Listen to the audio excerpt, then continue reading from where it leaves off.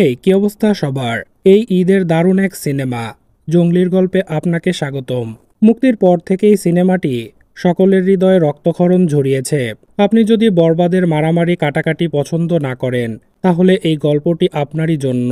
তো চলুন কথা না বাড়িয়ে গল্পটা শুরু করা যাক। গল্পের শুরু হয় একটা হাসপাতালে, যেখানে এক মা ফুটফুটে এক শিশুর জন্ম দেয়।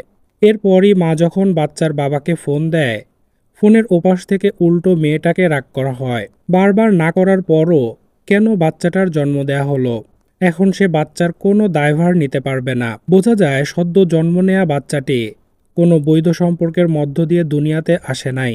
যাই হোক, বাচ্চার বাবা যেহেতু বাচ্চার দায়িত্ব নিতে চাচ্ছে না, তাই বাচ্চার মা বাধ্য হয়ে বুকে পাথর জমা নিয়ে বাচ্চাটাকে একটা ডাস্টবিনে ফেলে দেয়। মেয়েটা যখন চলে যাচ্ছিল, তখন ডাক্তার শেফা এসে তার সামনে দাঁড়ায়। মূলত এই ডাক্তারই তার বাচ্চার ডেলিভারি করিয়েছে। মেয়েটার কোল খালি দেখে শেফা জানতে চায় বাচ্চাটা কোথায়।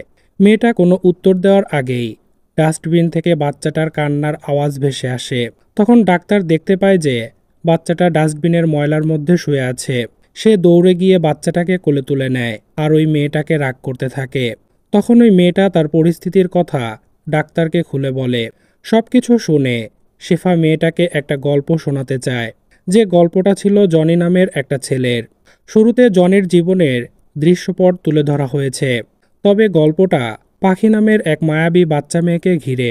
তাই ধৈর্য সহকারে পুরো গল্পটি দেখুন, তাহলেই আসল মজা পাবেন। যাই হোক, জনি তখন ভার্সিটিতে পড়ে এবং তার বাবা ওই ভার্সিটিরই একজন নামকরা প্রফেসর। জনির গার্লফ্রেন্ড নূপুর কলেজের কিছু পোলাপান তাকে উত্ত্যক্ত করায়। জনি তাদেরকে উচিত শিক্ষা দিচ্ছিল। তখন জনির বাবা এসে তাকে থামায়। ওই বখাটেগুলোকে কিছু না বলে নিজের ছেলেকে এসে বকাবকি করে। ঘটনা এখানেই শেষ নয়। বাসায় ফিরেও জনির এমন কর্মকাণ্ডের জন্য তার বাবা শাসন করে বলে, তোর জন্যই আজ তোর মা বেঁচে নেই। যে কথাটা জনির খুব গায়ে লাগে, কারণ জনি তখন ছোট। জনির মা একটা রোড অ্যাক্সিডেন্টে মারা যায়। সেটা শুধুমাত্রই একটা অ্যাক্সিডেন্ট ছিল, কিন্তু তারপর থেকেই জনির বাবা সব সময় জনিকে দোষারোপ করে। জনি আরও বলে, ছোটবেলায় হতে চেয়েছিলাম ক্রিকেটার, সেটাও তুমি হতে দাওনি। মায়ের মৃত্যুকে ইস্যু করে সব সময় তোমার আদর থেকে আমাকে বঞ্চিত করেছ। তোমার মতো বাবা এই পৃথিবীতে আর কারো জীবনে যেন না আসে। পরদিন ভার্সিটিতে আসার পর জনি মন খারাপ করে বসেছিল। তখন তার গার্লফ্রেন্ড নূপুর মন খারাপের কারণ জানতে চাইলে জনি তার বাবা সম্পর্কে তার কষ্টের কথাগুলো শেয়ার করে।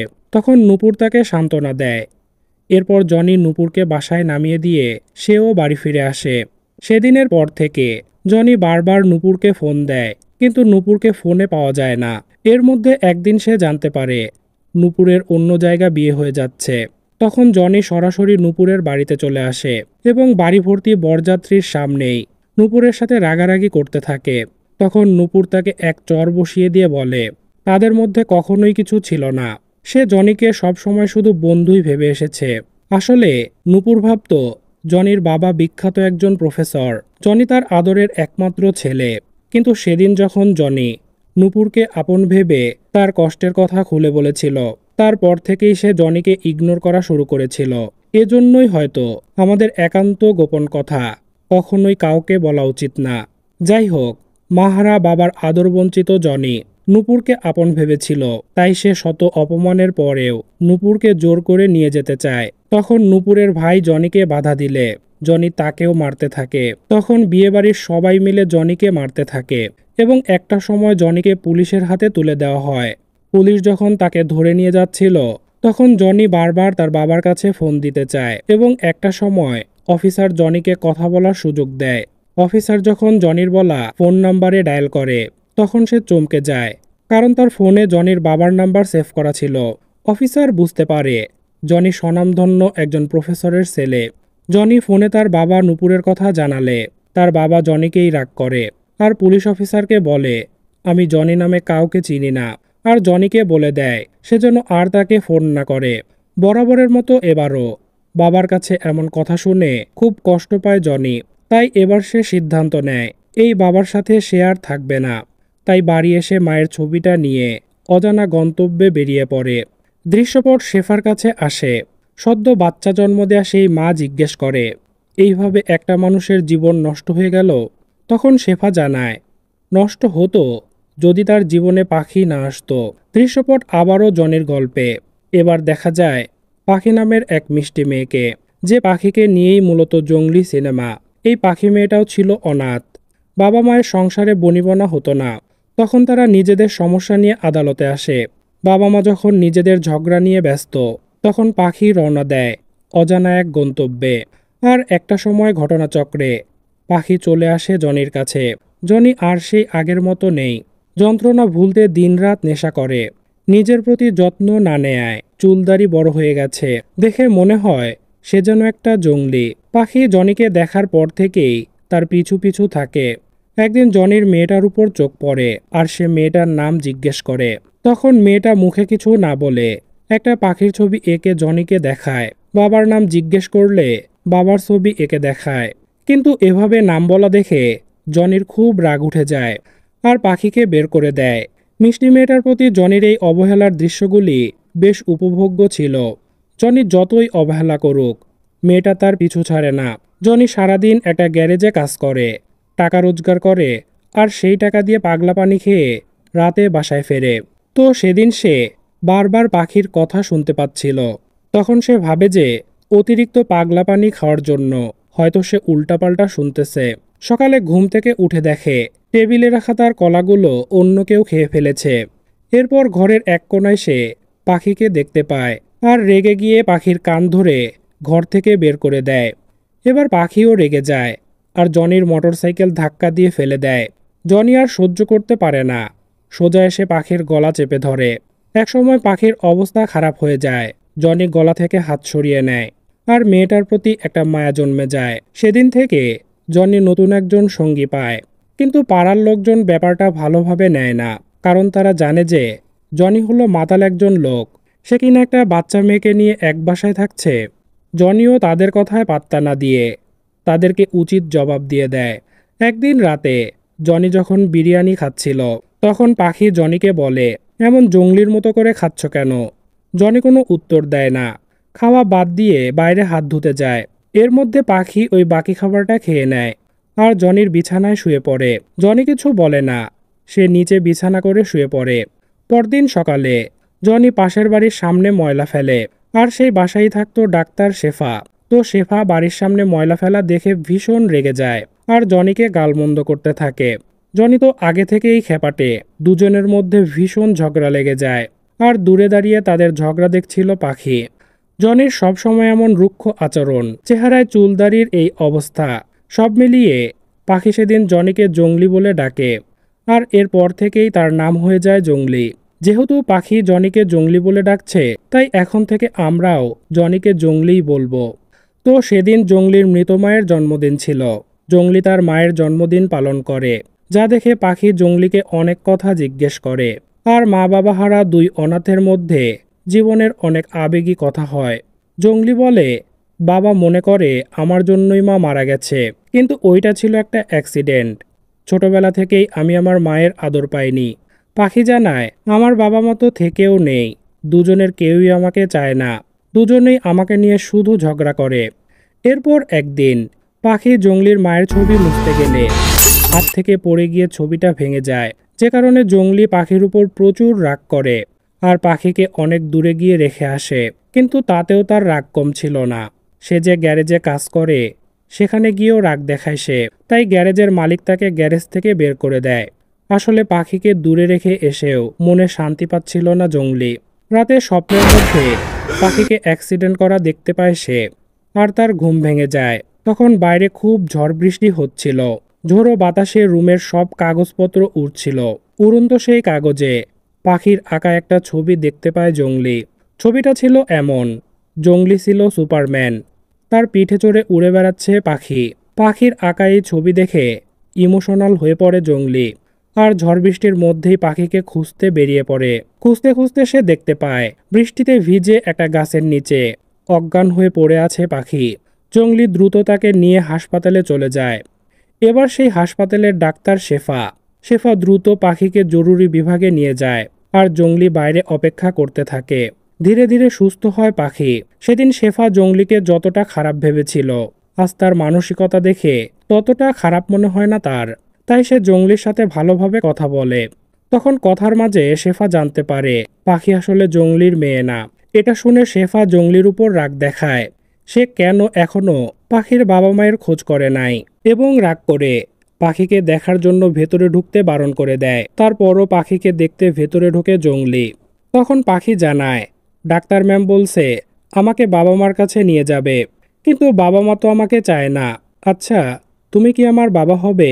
জংলির চোখে পানি চলে আসে আর পাখিকে বলে আজ থেকে সেই তার বাবা। এ সময় ডাক্তার শেফা এসে জংলিকে বলে, আপনি এখানে কেন? জংলি বলে যে বাবা তার মেয়ের পাশে থাকতেই পারে। এটা শুনে ডাক্তার জিজ্ঞেস করে, তা আপনি কিভাবে বাবা হলেন? জংলি জানায়, আত্মার বন্ধনে। শুধু জন্ম দিলে বাবা মা হওয়া যায় না, আত্মার বন্ধনও লাগে। আমার আর পাখির মাঝে আত্মার বন্ধন ঘটেছে, তাই আমরা এখন বাবা মেয়ে। আমাদের কেউ আলাদা করতে পারবে না। কথাটা শুনে মুগ্ধ হয় শেফা। এবার থেকে জংলি পাখির টেক কেয়ার করতে থাকে, যেমনটা একজন বাবা মেয়ের জন্য করে। আর প্রতিবেশী শেফা বাবা মেয়ের এই সম্পর্ক দেখে দিন দিন জংলির উপর ইমপ্রেস হতে থাকে।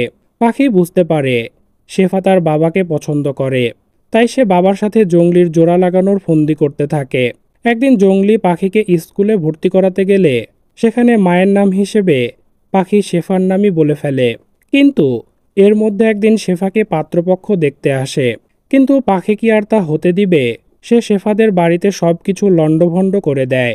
পাখি সোজা গিয়ে সবার সামনেই শেফাকে আম্মু বলে ডাকতে থাকে, যেটা দেখে পাত্রপক্ষ অবাক হয়ে যায় আর বিয়ে ভেঙে দিয়ে চলে যায়। এরপর পাখি ব্যাপারটা জংলিকে বললে জংলি তার উপরও রেগে যায়। পাখিও বলে দেয়, আমার শেফাকেই লাগবে, আমি তাকেই মা ডাকবো। তখন জংলি অনেক বকা দেয় পাখিকে। ওদিকে পাখিকে বকা দেয় শেফা এসে জংলিকে অনেক জ্ঞানের কথা শোনায় আর জনির প্রতি তার ভালোবাসার কথা জানিয়ে দেয়। কিন্তু জনি শেফার সেই ভালোবাসা গ্রহণ করতে চায় না, কারণ আজ অবধি জনি সুখের দেখা পায়নি। যাকে আপন ভেবেছে সেই তাকে ছেড়ে দূরে চলে গেছে, তাই নতুন করে আর ভালোবাসায় জড়াতে চায় না সে। তো জংলি শেফাকে না করায় শেফা সোজা বাড়ি চলে আসে আর কান্না করতে থাকে। তখন তার দাদি এসে তাকে বোঝায় একদিন জনি ঠিকই তাকে বুঝতে পারবে। এর মধ্যেই একদিন জংলি স্কুলে পাখিকে নিতে আসে এবং দেখে যে পাখি স্কুলে নেই। দারোয়ান জানায় অনেক আগে সে বেরিয়ে গেছে। তখন জংলি হন্য হয়ে পাখিকে খুঁজতে থাকে। অনেক খোঁজাখুঁজির পর শেফার কাছে পাখিকে পায় সে। তখন জংলি শেফার উপর রাগ দেখায়, কিন্তু পাখি জানায় আমি তোমার জন্যই তো দাঁড়িয়েছিলাম, তুমি আসলে না, তাই শেফা মামুনি আমাকে নিয়ে এসেছে। কথাগুলো শুনে জংলি শেফাকে সরি বলে। তখন শেফা জানায় মা হলে যা করতো আমি তো সেটাই করেছি। শেফার এই কথাগুলোতে মুগ্ধ হয় জংলি। এ সময় ছোট্ট একটা দৃশ্যে দেখা যায় দূর থেকে কেউ তাদেরকে দেখছে। সেটা কে তা আমরা একটু পরই জানতে পারবো। যাই হোক, একদিন ছোট্ট পাখিকে একটা লোক ব্যাট টাচ করে বসে, যা শুনে জংলির রক্ত গরম হয়ে যায়।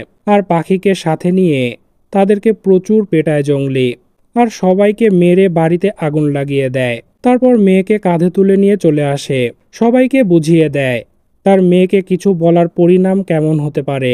ওদিকে সেদিন যে দূর থেকে একটা লোককে ফলো করতে দেখা যায়, সে ছিল একজন সাংবাদিক, পাখির বাবা, যাকে পাখিকে খুঁজে বের করার দায়িত্ব দিয়েছিল এবং সে পাখির খোঁজ পেয়ে যায়। একদিন পাখি হঠাৎ অসুস্থ হয়ে পড়ে। তখন শেফা পাখিকে দেখে বলে ওর আরও কিছু টেস্ট করাতে হবে, আর এই টেস্টগুলো ঢাকায় করাতে হবে, কারণ এখানে করার কোনো ব্যবস্থা নেই।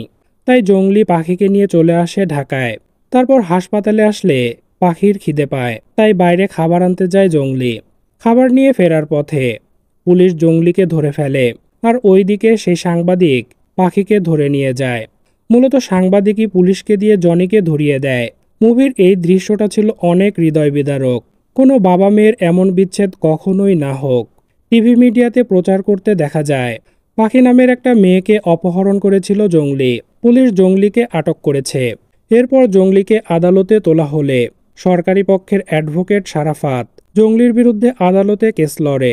সারাফাত ছিল একজন স্বার্থপর অ্যাডভোকেট। কেস জিতে সুনাম কামানোর জন্য সে যে কোনো কিছু করতে পারত। তার কথাতেই সাংবাদিক পাখিকে ধরে আটকে রেখেছিল, যাতে সারাফাত কেস জিতে নিজের সুনাম বাড়াতে পারে। এদিকে পাখির অবস্থা খারাপ দেখে সাংবাদিক পাখিকে হাসপাতালে নিয়ে যেতে চায়, কিন্তু সারাফাত নিতে না করে আর বলে, তুমি কিন্তু আমার টাকায় উঠবোস করো, কাজ না করলে কিন্তু টাকা দেব না। টাকার কাছে বন্দী হয়ে সাংবাদিক মেনে নেয় সারাফাতের কথা। পরদিন কোর্টে জঙ্গলির বিরুদ্ধে অনেক কেস তুলে ধরে সারাফাত। পাখিকে কেন্দ্র করে অ্যাডভোকেট জনির অতীত স্মৃতি তুলে ধরে। বলা হয় যে মায়ের মৃত্যুর পিছনে তারই হাত রয়েছে। ছোটবেলা থেকেই সে উচ্ছৃঙ্খল। ওইদিকে পাখির অবস্থা ধীরে ধীরে আরও খারাপ হতে থাকে। তখন সাংবাদিক আর অ্যাডভোকেটের কথার তোয়াক্কা না করে পাখিকে হাসপাতালে নিয়ে আসে। এদিকে কোর্টে জনিকে নিয়ে একের পর এক বদনাম রটানো হয়। পাখিকে ব্যাড টাচ করার জন্য জনি যাকে মেরেছিল সে আদালতকে বলে যে পাখিকে জঙ্গলি রুমের মধ্যে আটকে রেখে দুষ্টু কাজ করত। সবকিছু মিলিয়ে অ্যাডভোকেট জনির বিরুদ্ধে অপরাধের বিশাল এক পাহাড় বানিয়ে ফেলে, শুধুমাত্র নিজের স্বার্থর জন্য। ওইদিকে অবস্থার অবনতি হওয়ায় পাখিকে আইসিইউতে শিফট করা হয়। আর ওই সাংবাদিক লাইভে এসে অ্যাডভোকেট সারাপাতের সব কুকর্ম ফাঁস করে দেয়। লাইভটা দ্রুত ছড়িয়ে পড়ে চারদিকে, যেটা আদালতেও চলে আসে। জজ সাহেব আদালতেই লাইভটা প্লে করতে বলে। তখন লাইভে ডাক্তার জানায় পাখির হার্টে ফুটো আছে, যা কিনা জন্ম থেকেই। ডাক্তার আরও বলে মেয়েটা জঙ্গলি নামের কাউকে খুঁজছে, তাই জঙ্গলিকে না নিয়ে আসলে অবস্থা আরও খারাপের দিকে যাবে। এরপর সাংবাদিক আরও কিছু বলতে থাকলে কান্না করতে থাকে জঙ্গলি। জঙ্গলি আর সহ্য করতে না পেরে লাইভটা বন্ধ করতে বলে আর আদালতের কাছে পাখিকে নিয়ে অতীতের কথা বলে, যে কথাগুলো বাস্তব অর্থেই সবার চোখে পানি নিয়ে আসে। একসময় জনি আদালতের কাছে হাত জোর করে বলতে থাকে, পাখির কাছে একবার যাওয়ার জন্য অনুমতি দিন। জজ সাহেব জনির সব কথা শুনে তাকে মুক্ত করে দেয়। তখন জনি দৌড়ে চলে আসে হাসপাতালে। এরপর পাখির পাশে বসে বলতে থাকে, তোর জঙ্গলি এসেছে, চল ঘুরতে যাব। জনি পাখির প্রিয় একটা কবিতা বলতে থাকে। পাখি বিড়বিড় করে কবিতা বলতে বলতে মৃত্যুর কোলে ঢলে পড়ে। আরও একবার একা হয়ে যায় জঙ্গলি। জনি কোলে করে পাখিকে হাসপাতাল থেকে বের করে নিয়ে আসে। পাখির জন্য কাঁদতে থাকে সবাই। এরপর পাখিকে কবর দেয়া হয়। আবার সেই কবর খুঁড়ে পাখিকে বের করতে থাকে জঙ্গলি। যে দৃশ্যটা সহ্য করার মতো ছিল না। একজন বাবা তার মেয়ের অকাল মৃত্যু কখনোই মেনে নিতে পারে না। শেফা ওই মায়ের কাছে জঙ্গলির গল্প বলা শেষ করে। তখন সেই মেয়েটা জঙ্গলির বর্তমান খোঁজ জানতে চাইলে তাকে জঙ্গলির কাছে নিয়ে যায় শেফা। দেখা যায় জঙ্গলি একগাদা বাচ্চাকে নিয়ে বেঁচে আছে। জনি ওই মেয়েটার কোলের বাচ্চাকে দেখে বলে, ওকে কি এখানে রেখে যাবেন? তখন ওই মেয়েটা জানায়, না, ওর মাও আমি আর বাবাও আমিই হব। এরপর জনি নাম কি রাখবে জিজ্ঞেস করলে মা বলে পাখি। তখন জনি ইমোশনাল হয়ে পড়ে, আবার খুশিও হয়। আর এখানেই শেষ হয় মায়াভরা জঙ্গলি সিনেমার গল্প। সম্পর্ক শব্দটার অর্থ অনেক গভীর, তবে সম্পর্ক রক্তের হলেই গভীর হয় না। কখনো কখনো দূরের মানুষও হয়ে ওঠে অতি কাছের। ভালো থাকুক, অটুট থাকুক পৃথিবীর সকল সুন্দর সম্পর্কগুলো। গল্পটা সম্পর্কে আপনার মতামত জানাতে ভুলবেন না। এবার ঈদে আপনার কাছে কোন সিনেমাটি সেরা মনে হয়েছে, বরবাদ নাকি জঙ্গলি? আজ বিদায় নিচ্ছি। আল্লাহ হাফেজ।